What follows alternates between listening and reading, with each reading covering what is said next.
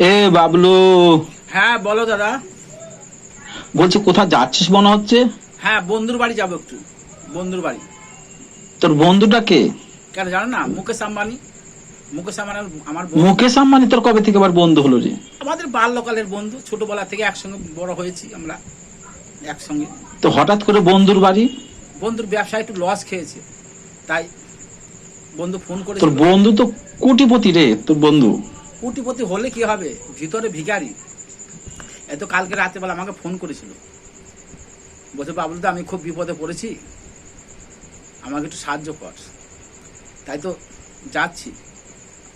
3 মাস ধরে বাড়ির electric bill দিতে পারিনি।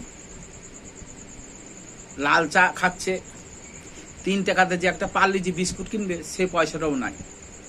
কালকা বন্ধুর বউ ফোন করে বলল, বাবলু দা তোমার বন্ধুকে বাঁচাও।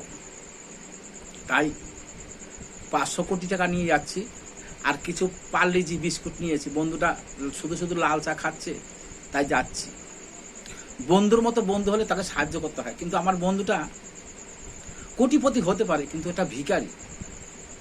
যদি বলে কেন, ও গরিব মানুষকে 1 টাকা দান করে না।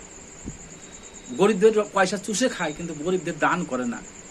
তাই উপরবেলা কোনো উপরবেলার চক্করে পড়ে গেছে, একদম নিঃস্ব করে দিয়েছে। তাই যাচ্ছি, 500 কোটি টাকা নিয়ে যাচ্ছি, ওকে দান করবো, দিব ব্যবসায় জাগাবার জন্য। আর কিছু পার্লিজি বিস্কুট নিয়েছি, তা দিতে চললাম দাদা, জানো। তা যাই হোক, আসছি, পরে কথা হবে।